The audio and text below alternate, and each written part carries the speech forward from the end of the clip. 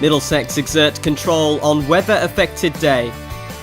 Storm Alley played its part on day 2 at Lord's, as an early finish was forced with Derbyshire trailing by 201 runs.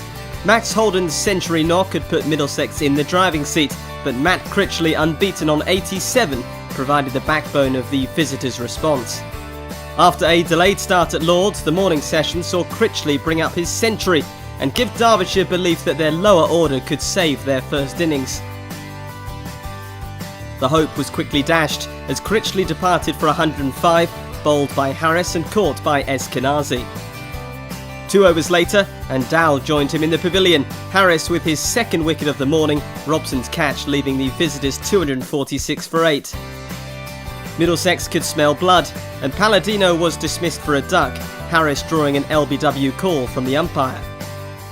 Ferguson managed to make 16 before he was bowled by Murtagh to end Derbyshire's innings at 295. The innings break brought about lunch, and Critchley's century was only good enough to restrict Middlesex's lead to 128.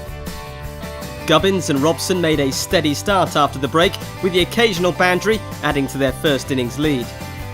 The opening partnership was brought to an untimely end as Gubbins hit his own wicket trying to deal with a Ferguson delivery, Middlesex 58 for the fall of their first wicket.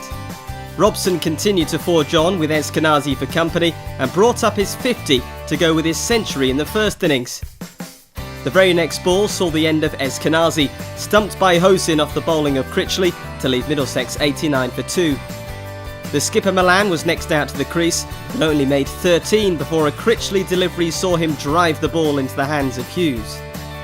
Having led the way for his side, Robson's solid innings was ended courtesy of a run-out, the wicket signalling the tea break, Middlesex heading in at 127 for 4, their lead already at 255 runs. A Holden 6 off Madsen was the highlight of the early evening session as Derbyshire stifled the host batsman. Madsen gained a measure of revenge later in the session as he bowled Holden to leave Middlesex 163 for 5.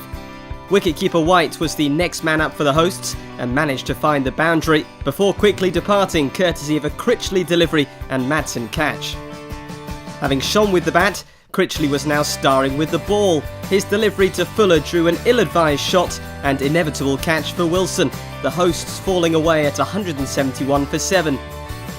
Middlesex made it to 199 for 7 before bad light finally forced stumps at Lord's. The day had belonged to Critchley, whose century and 4 wickets had stopped the hosts from running away with the contest. Weather permitting, a definitive result still looked possible.